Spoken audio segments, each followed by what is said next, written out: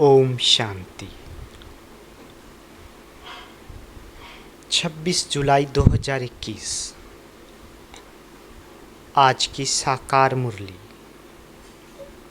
शिव बाबा कहते, मीठे बच्चे, याद की यात्रा में कभी थकना नहीं। दे अभिमान के तूफान थकाते हैं, ते ही अभिमानी बनो तो थक दूर हो जाएगा। प्रश्न, कौन सा संस्कार 21 जन्मों की श्रेष्ठ तकदीर को बिगाड़ने वाला है? उत्तर, बाबा कहते, अगर किसी में रूठने का संस्कार है, बाप से व पढ़ाई से रूठ जाते हैं तो 21 जन्मों की तकदीर बिगड़ जाती है। इसलिए बाबा कहते, मीठे बच्चे, देह अभिमान के वश कभी भी ये उल्टा नशा नहीं चढ़ना चाहिए कि मैंने इतनों को समझाया, इतनी मदद दी कि देखो बाबा कितनी बड़ी अथॉरिटी, फिर भी कितना निरहंकारी है। इसलिए सी फादर। आज का गीत, रात की राही थक मत जाना। ओम शांति। बाबा कहते, मीठे मीठे स्किल दे बच्चों ने गीत सुना, और जो योग युक्त सर्विसफुल बच्चे हैं वह इसका अर्थ झट समझ लेते हैं। हम रात के राही अर्थात ब्राह्मणों की अब रात पूरी हुई है। भक्ति मार्ग को रात कहा जाता है। आधा कल्प रात का पूरा होता है, हद का भी दिन और रात है। ये फिर ब्राह्मणों का आधा कल्प दिन और आधा कल्प रात होती है। इस समय जबकि बाप आते हैं तो अंधियारा है, प्रभात होने का पहला पूर है, सवेरा हो रहा है। बच्चे जानते हैं अब। बाप कहते हैं, मीठे मीठे बच्चे, याद की यात्रा में थक नहीं जाना। जैसे जिस्मानी यात्रा होती है, आगे पैदल आते थे, बहुत धीरे धीरे बीच बीच में मंजिल बनी रहती है।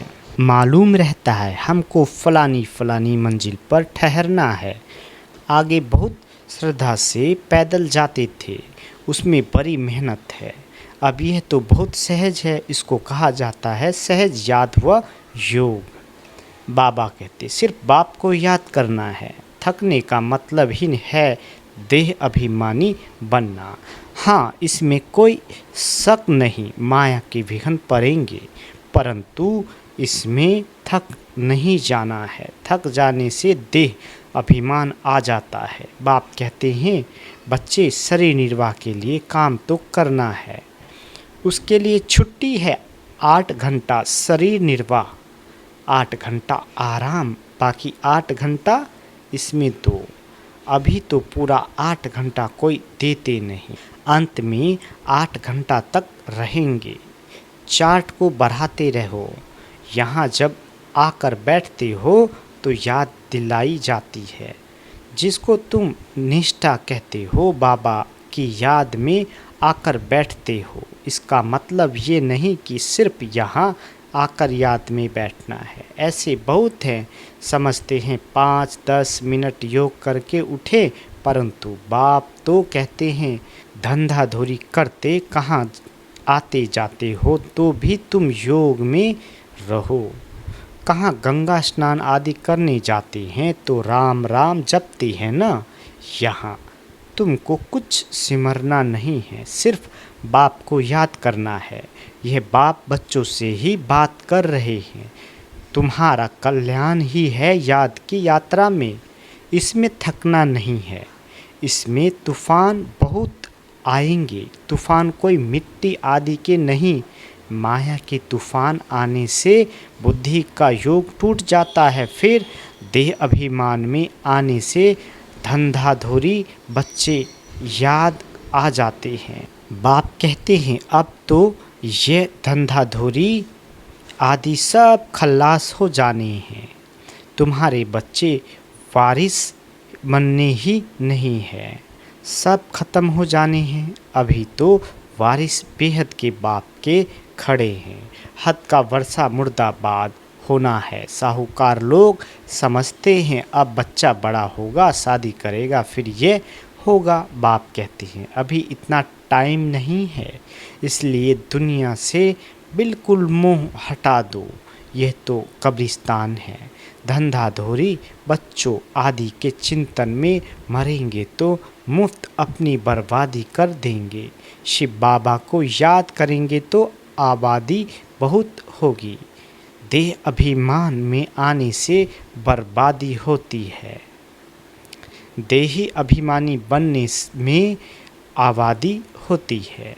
जितना याद करेंगे उतना भविष्य 21 जन्म वर्षा पाएंगे। बाबा कहते याद नहीं करेंगे तो बहुत घाटा पड़ जाएगा, वह फिर कल्पांतर के लिए हो जाएगा। इतनी बड़ी घाटे की बात है। ख्याल करना चाहिए हम पूरा वर्षा कैसे पाए। धन की भी बहुत लालच नहीं रखनी है चाहिए। टू मच में नहीं जाना चाहिए। कोई दिवाला मारते हैं तो बहुत फिक्रात हो जाती है। शिव बाबा को बिल्कुल भूल जाते हैं, फिर दोष रखते कि ज्ञान में आए हैं तब दिवाला मारा है, बीमार हो पड़े हैं। ये कभी नहीं समझना चाहिए बीमारी आदि होती है, ये तो कर्म भोग है। अच्छा है विक्रम विनाश हो जाएंगे। धर्मराज के डंडे खाने से तो बीमारी अच्छी है ना, कर्म भोग चुकतू करना है। यह तो महारोगी शरीर है, कितनी संभाल की जाती है। चलते चलते खड़े हो जाते हैं, हार्ट फेल हो जाते हैं। ऐसी पुरानी दुनिया को तो बुद्धि से एकदम भूल जाना चाहिए। बाबा कहते बच्चे देखते हैं बाप नया घर बना रहे हैं तो पुराने से एकदम दिल हट जाती है। कहते हैं बाबा जल्दी से मकान बनाओ, पुराने मकान में तकलीफ़ बहुत है।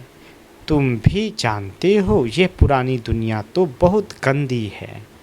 तुम्हारा ये है बेहद का सन्यास, वह सन्यास करते हैं घर बार का, उसको हद का सन्यास कहा जाता है। बाबा कहते तुम सन्यास करते हो विकारों का। बाप कहते हैं देह सहित देह के जो भी तुम्हारे संबंध है सबको तोड़ मामे कम याद करो। यह दुनिया जो इन आँखों से देखते हो इनको भूल जाओ। अभी तुम्हारी बुद्धि जानती है हम स्वर्ग की राजधानी के लिए पुरुषार्थ कर रहे हैं। ज्ञान का तीसरा नेत्र मिला है। ये सब कब्रिस्तान हो जाना है, इससे प्यार नहीं रखना है। आजकल मनुष्य के पास पैसे बहुत हैं तो विकार भी तेज हो गए हैं। काम विकार कितना तेज है, काम बिगैर रह नहीं सकते। 4-5 वर्ष पवित्र रह फिर लिखते हैं बाबा आज इनको भूत लगा, काला मुंह कर दिया, कितना धक्का खाया, एकदम 5 मार मंजिल से गिरे। पहले पहले है देह अभिमान, ऊपर से गिरा ठक पुर्जा हो गया। खल्लास हड गुड बिल्कुल ही टूट जाते हैं, फिर पुरुषार्थ करने में टाइम लगता है। यह है सबसे बड़ी चोट। इसलिए बाबा कहते हैं काम महाशत्रु है। विकार को ही पतित पना कहा जाता है। कहते हैं बाबा हमको पतित से पावन बनाओ। भारत में ही संपूर्ण निर्विकारी थे ना, भारत ही निर्विकारी था, अब भारत विकारी है। संपूर्ण निर्विकारी सूर्यवंशी को कहेंगे। भल रामचंद्र के राज्य में भी विकार की बात नहीं रहती, परंतु कला तो कम हो जाती है। 1250 वर्ष कम हो गए तो वह दुनिया की ताकत तो कम हुई ना, इसलिए उनको सतो प्रधान फिर सतो कहा जाता है। तुम चाहते हो हम मम्मा बाबा को फॉलो कर सूर्यवंशी महाराजा महारानी बने। इसमें तकलीफ व खर्चे आदि की तो बात ही नहीं है। इसमें मुख से कुछ बोलना भी नहीं है, सिर्फ याद करना है। इसको ही सहज योग कहा जाता है। बाबा कहते हैं इसमें बड़ी मेहनत चाहिए। बाबा के आगे तो सब महारथी है, इसमें योग पूरा चाहिए, तब कुछ तीर लगे। योग बल है ना, योग की बहुत कमी है, विघ्न भी योग में बहुत पड़ते हैं। बेहद का बाप मीठे मीठे बच्चों को बैठ समझाते हैं। बाप से व पढ़ाई से कभी रूठना नहीं है। रूठेंगे तो 21 जन्म तक तीर से रूठेंगे। बड़े अच्छे अच्छे बच्चे भी रूठ पड़ते हैं, नशा चढ़ जाता है देह अभिमान का। मैंने इतनों को समझाया है, देह अहंकार आने से ही फिर गिर पड़ते हैं। इसमें अहंकार नहीं आना चाहिए। शिव बाबा को कोई अहंकार है? कितना निरहंकारी है, और है कितनी बड़ी अथॉरिटी। कहते भी हैं मैं साधारण तन में, मैं साधारण घर में आता हूँ, साहूकार के घर में थोड़े ही आता हूँ। बाबा कहते तो अब बच्चों को जागना है। बाबा युक्ति तो बड़ी अच्छी बतलाते रहते हैं, तुम बच्चों की ही देरी है। ड्रामा अनुसार अनुज अवस्थाएं चोर नहीं भरी है, आगे चल चोर भरेगी। हम गवर्नमेंट को इत्तला करते हैं कि इतने इतने वर्ष में स्वर्ग की स्थापना हो जाएगी। ये अखबार आदि में मनुष्य पढ़ेंगे तो आकर तुमसे पूछेंगे थोड़े वर्ष के अंदर स्थापना होगी तो विनाश भी जरूर होगा, ढेर आएंगे। ये प्रॉपर्टी आदि थोड़े समय के लिए है। इस प्रॉपर्टी को तुम कोई प्रॉपर्टी थोड़े ही समझते हो, तुम जानते हो ये तो थोड़े रोज के लिए है। ये मकान आदि रहने के लिए बनाए हैं, क्योंकि मधुबन में बहुत बच्चे आते हैं रिफ्रेश होने के लिए। हेड ऑफिस मधुबन है। आज तुम क्या करते हो, कल क्या करेंगे। यहाँ तपस्या करते हो, फिर दिल्ली वृंदावन आदि में जाकर राज करेंगे। हमारा यादगार कैसे खड़ा है, यह अच्छी रीति दिखाना है। जो काम हम अभी कर रहे हैं 5000 वर्ष पहले भी किया था। पहले पहले शिव बाबा के मंदिर बनाते हैं, बाकी दिलवारा मंदिर आदि तो बाद में बने हैं। बुद्धि से काम लेना होता है। दिलवारा मंदिर का भी हिसाब निकाला जाए तो निकल सकता है। पूरा हमारा यादगार है, तुम जानते हो यह स्थापना का यादगार है। बाबा कहते तुम मीठे मीठे बच्चों को बहुत खुशी होनी चाहिए। ये सब सर्विस बढ़ाने की युक्तियाँ निकालनी है। राम गयो रावण गयो, जिनका बहुत परिवार है। रावण का देखो कितना बड़ा परिवार है, राम का कितना छोटा परिवार है। गायन राइट है, परंतु कोई समझ नहीं सकते हैं। बाप बैठ समझाते हैं तो भी निश्चय नहीं बैठता है। शरीर निर्वाह अर्थ भी कर्म तुमको जरूर करना है। हाँ, जो सर्विसफुल बच्चे हैं पांडव, वह तो गवर्नमेंट से पालना ले सकते हैं, उनकी सारी संभाल हमको करनी पड़े। अवस्था बच्चों की ऐसी होनी चाहिए, बाबा की याद में इस दुनिया का सब कुछ भूलना है। याद की यात्रा में जो पक्का मस्त रहेगा, उनकी अवस्था भी बहुत मजबूत होगी। जैसे कि शिव बाबा की याद में रह तुम शरीर छोड़ते हो, सन्यासी ब्रह्म की याद में शरीर छोड़ते हैं तो भी वायुमंडल में बिल्कुल सन्नाटा हो जाता है। बाबा को अनुभव है, मनुष्य मरते हैं तो घर में सन्नाटा हो जाता है ना। इसमें भी ऐसे होता है। पिछाड़ी में जैसे कि सब कुछ भूल जाते हैं। अब हमको वापस घर जाना है, देह अभिमान छूटता जाता है। पिछाड़ी में शरीर खुशी से छोड़ना चाहिए। हर्षित मुख, बस हम कहाँ जा रहे हैं, ऐसी अवस्था जब होगी तब विजय माला में पिरोने लायक बनेंगे। तुम्हारे में शांति की करेंट है, कोई भी आते हैं तो कहते हैं यहाँ शांति बहुत है। यह है रियल शांति, आत्म शरीर से डिटैच हो जाती। तुम जानती हो हम आत्मा शांत स्वरूप है। हम अपने स्वधर्म में बैठ जाते हैं। कर्म के बिना तो कोई मनुष्य रह नहीं सकती। वो लोग हठ योग से क्या क्या नहीं करते हैं। तुम अब समझते हो हमारा स्वधर्म ही शांति है। बाबा कहते यहाँ हम आए हैं पाठ बजाने, अब वापस घर जाना है। बाप कहते हैं मुझे याद करो और घर को भी याद करो। बाप को याद करने से वर्षा मिलेगा। बाप कहते हैं मुझे भी घर में याद करो। यहाँ तो मैं टेम्परेरी आता हूँ, तुम्हारी बुद्धि शांति धाम में टिकनी चाहिए। बाबा की याद में घर का भी वर्षा लेना है ना। वह है आत्माओं का घर, यह है जीव आत्माओं का घर। अपने घर को भी नहीं भूलो, बाप को भी नहीं भूलो। बाप को याद करने से ही पवित्र बन घर चले जाएंगे। ज्ञान को धारण करने से फिर राजाई करने आएंगे। नई दुनिया में जितना हो सके औरों को रास्ता बताते जाओ।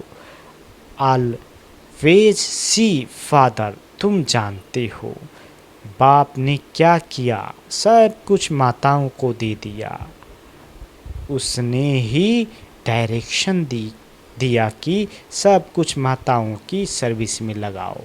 एक को देख दूसरे ने फॉलो किया, स्वाहा हो गए। परंतु फिर जब टिक भी सके ना, ड्रामानुसार भट्टी भी बननी थी। पाकिस्तान हिंदुस्तान हुआ। तुम्हारी भट्टी पहले शुरू ही हुई पाकिस्तान में। तुमने नदी को क्रॉस किया। शास्त्रों में तो क्या क्या बातें लिख दी है, प्रैक्टिकल में तो अब तुम सुनते हो ना। फिर कल्प बाद तुम ही सुनेंगे। अब बाप कहते हैं हियर नो इविल, धंधा आदि भल करो परंतु हियर नो इविल। बाप कहते हैं हर बात में श्रीमत लो। बाबा इस हाल में हम क्या करें, तो बाबा सब बता देंगे। कोई भी बात पूछनी हो तो तुम बाबा के पास आओ। तुम डरते क्यों हो? कदम कदम पर पूछना है। श्रीमत पर चलने से कदम कदम में पदम है। तुम्हारा सेकंड बाय सेकंड जो पास होता है उसमें पदम है। तो कितनी कमाई हो रही है। अच्छा, मीठे मीठे सिकील दे बच्चों प्रति माता पिता बाप दादा का याद प्यार और गुड मॉर्निंग। रूहानी बाप की रूहानी बच्चों को नमस्ते। हम रूहानी बच्चों की रूहानी माता पिता बाप दादा को याद प्यार गुड मॉर्निंग और नमस्ते। मीठे बाबा नमस्ते। धारणा के लिए मुख्य सार। पहला, विजय माला में पिरोने के लिए इस शरीर से डिटैच होने का पूरा पूरा पुरुषार्थ करना है। देह अभिमान को छोड़ते जाना है। इस दुनिया को बुद्धि से भूलना है। दूसरा, टू मच धन की लालच में नहीं जाना है।